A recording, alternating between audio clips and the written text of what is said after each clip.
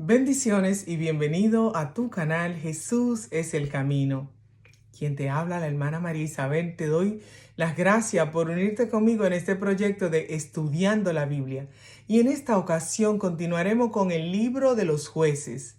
El libro de los jueces narra un periodo oscuro y turbulento en la historia del pueblo de Israel, situado entre la muerte de Josué y el establecimiento de la monarquía, aproximadamente 1375-1050 a.C. Israel había conquistado gran parte de la tierra prometida, pero no expulsó completamente a los pueblos cananeos, lo que abrió la puerta a una constante mezcla espiritual, idolatría y decadencia moral. El libro sigue un patrón repetitivo que describe el ciclo espiritual de Israel: pecado, opresión, clamor, liberación, paz. Este ciclo repetitivo describe la condición espiritual del pueblo de Israel y desemboca en una frase que resume todo el libro. Esta frase se encuentra en el libro de los Jueces, capítulo 21, versículo 25.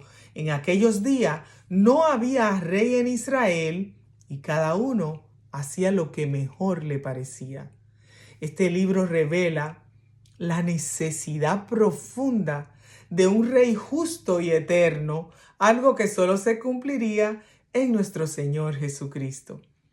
Mis hermanos, recordemos que Dios nos habla por medio de su palabra. Es mi oración, es mi deseo que te motive y vaya al libro de los jueces a leerlo en el nombre de Jesucristo. Continuaremos ahora con nuestro acostumbrado resumen panorámico. Este libro consta de 21 capítulos y en el capítulo 1 comienza hablando de conquistas incompletas.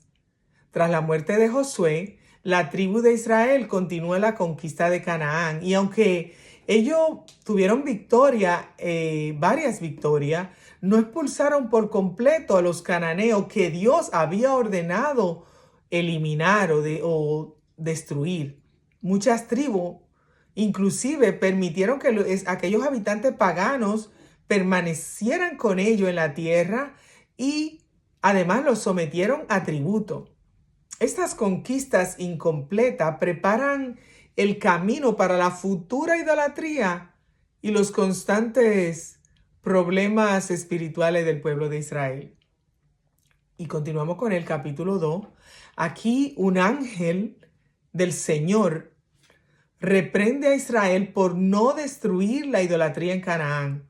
Tras la muerte de Josué y toda esa generación, el pueblo se aparta de Dios y comienza a adorar otros dioses. Como consecuencia, Dios permite que enemigos los opriman. Cuando el pueblo entonces clama, Dios levanta jueces para librarlos. Pero cuando ese juez muere, entonces el pueblo de Israel vuelve a caer en pecado, repitiendo ese mismo ciclo: pecado, opresión, clamor, liberación, paz y de nuevo pecado. Este capítulo establece el patrón espiritual que domina en todo el libro de Jueces. En el capítulo 3, Israel cae en idolatría y Dios permite que enemigos lo opriman. Cuando el pueblo clama, pues Dios levanta 3 jueces. El primer juez fue Otoniel, que libera a Israel de Cusán Risataín y trae paz por 40 años. Luego, Ahod, un hombre zurdo, y mata al rey Eglón de Moab mediante una estrategia valiente y libera al pueblo. Y Sangal derrota a 600 filisteos con una quijada de bueyes. Y aquí esto nos muestra cómo Dios puede usar cualquier instrumento. Estos primeros jueces muestran la misericordia de Dios al levantar libertadores cuando el pueblo se arrepiente y clama a Él. Y continuamos con los capítulos 4 y 5, donde nos habla de la historia de Débora y Barak. Es una de mi historia favorita de este libro. Israel vuelve a caer en opresión esta vez bajo el rey cananeo Javín y su poderoso comandante Sísara, quien contaba con un carro de hierro que intimidaban al pueblo. En medio de esta aflicción, Dios levanta a Débora, una profetisa y jueza que gobernaba a Israel en aquel tiempo. Dios se revela a Débora y, le revela su plan y ella llama a Barak, instruyéndolo en todo lo que Dios le había dicho. Le dice que Dios le dará la victoria en esa batalla. Barak acepta, pero le dice que quiere que ella lo acompañe. Entonces Débora accede, aunque le advierte que la gloria final de la victoria no será para él, sino que Dios la entregará en manos de una mujer. Y durante la batalla, Dios interviene sobrenaturalmente, enviando una tormenta que neutraliza los carros de Sísara, desatando el caos entre el ejército enemigo. Y Sísara huye a pie buscando refugio. Y él llega a la casa de una mujer kenita, Jael, quien lo recibe en su tienda y lo mata, cumpliendo así la profecía dada por Débora.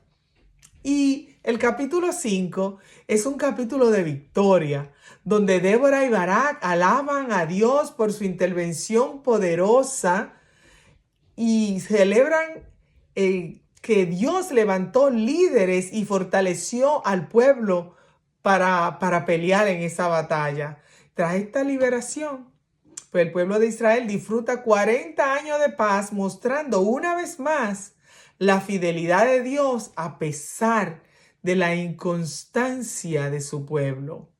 Luego, los capítulos del 6 al 8 nos habla de la historia de Gedeón. Israel es oprimido por Madián. Dios llama a Gedeón, quien, aunque temeroso, Dios lo llama para liberar al pueblo, porque Dios es el que equipa. Y solo con 300 hombres, Dios le da una victoria milagrosa sobre los madianitas. Después Gedeón trae paz a Israel, pero su éfod causa tropiezo. Y tras su muerte, el pueblo vuelve a la idolatría. En el capítulo 9, aquí vemos la historia de Abimelech, el rey falso. Abimelech, hijo de Gedeón, con una concubina, convence a los habitantes de Siquem para que lo hagan rey. Para asegurar su poder, él mata 70 de sus hermanos y solamente uno, Jotán, escapa. Y Jotán pronuncia una parábola o una maldición profética sobre el juicio que vendrá a la vida de Abimelech. Abimelech gobierna con violencia y traición. Finalmente, Dios trae juicio y Abimelech entra en conflicto con la misma persona que los ayudaron a que sea posicionado en el reino. Y él termina muriendo en manos de una mujer. Una mujer le arroja una piedra de molino desde una torre. Y así se cumple la justicia de Dios sobre su ambición y su maldad. Y continuamos con el capítulo 10. En el capítulo 10, 2 jueces menores gobiernan Israel después de Abimelech. Tolat dirige por 23 años y trae estabilidad al pueblo. Luego gobierna Jair por 22 años, un líder próspero con 30 hijos que administran ciudades en Galá. Tras sus mandatos, Israel vuelve a la idolatría y cae bajo la opresión de amonitas y filisteos, lo que prepara el escenario para la historia de Jefté en el capítulo 11. Pues en el capítulo 11, Jefté, hijo rechazado de Galá, es llamado por los ancianos cuando los amonitas atacan. Él intenta resolver el conflicto mediante diplomacia, pero los amonitas no lo escuchan. Dios lo capacita para vencerlo, pero Jefté hace un voto, pudiéramos decir, un voto imprudente. Él promete sacrificar lo primero que salga a recibirlo cuando él regrese a su casa. Tristemente, quien sale a su encuentro es su única hija, única hija, no tenía más hijos, solamente su hija. Y él ya había hecho esa promesa a Dios. Y según muchos estudiosos, significa que la hija de Jefté, el sacrificio que él iba a hacer, era llevarla a que ella esté al servicio de Dios, probablemente habitar en uno de esos templos, al servicio de Dios por toda su vida. O sea que él no tendría descendientes por medio de ella. Pero bueno, ese es otro tema es un tema para analizarlo, muy interesante. El capítulo 12, aquí, tras la muerte de Jefté, gobiernan 3 jueces menores. Ibzán gobierna 7 años y trae una gran familia con 30 hijos y 30 hijas formando alianza por matrimonio. Luego Elón, de la tribu de Zabulón, juzga 10 años con estabilidad. Y Abdón gobierna 8 años y sus 40 hijos y 30 nietos, cada uno con su propio asno, reflejan prosperidad. Este capítulo muestra un periodo de orden y prosperidad antes de la próxima crisis en el pueblo de Israel. Los capítulos del 13 al 16 nos habla de la historia de Sansón. Dios anuncia el nacimiento de Sansón a una mujer estéril, diciendo que será nazareo desde el vientre y que comenzará a liberar a Israel de los filisteos. Sansón, ya adulto, muestra una fuerza sobrenatural, pero también un carácter impulsivo, especialmente en sus relaciones con mujeres filisteas. Realiza hechos poderosos, él mata a un león, él derrota a muchos enemigos con una quijada de un asno y derriba a la puerta de una ciudad. Sin embargo, él es traicionado por Dalila, una filistea, quien descubre el secreto de su fuerza, su voto nazareo, y provoca que lo capturen. Al final, humillado pero arrepentido, Sansón clama a Dios y recibe fuerza una vez más para derribar el templo de Dagón, muriendo junto con miles de filisteos. Así comienza la liberación de Israel de sus opresores. Y en los siguientes capítulos, del 17 al 18, nos habla de Micaía, un hombre de Efraín, fabrica un ídolo y contrata a un joven levita como sacerdote en su casa, creando su propio sistema religioso contrario a la ley de Dios. Luego, un hombre de la tribu de Dan, que buscaban territorio porque no habían conquistado su herencia, llegan a la casa de Micaía, roban sus ídolos y convencen al levita de irse con ellos como sacerdote. Finalmente conquistan la ciudad de Laís y la renombraron Dan y establecieron allí su idolatría. Estos capítulos muestran la confusión espiritual del pueblo de Israel en un tiempo donde cada uno hacía lo que bien le parecía. Y los últimos capítulos del 19 al 21, continúa hablando de la corrupción moral y la guerra civil. Un levita y su concubina se hospedan en Gabá, en territorio de Benjamín.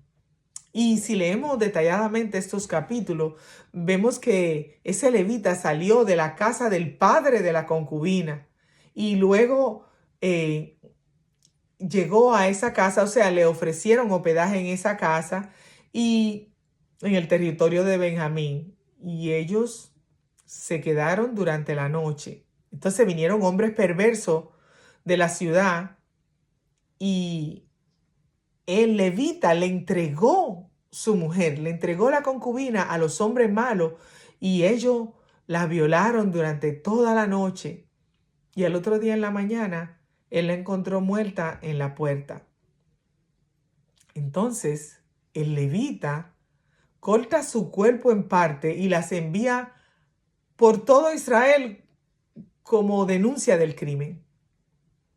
Y a mí me parece esto como que él usó este crimen para sus razones políticas, pero eso también es otro tema para otro video, para un análisis profundo de esta escritura.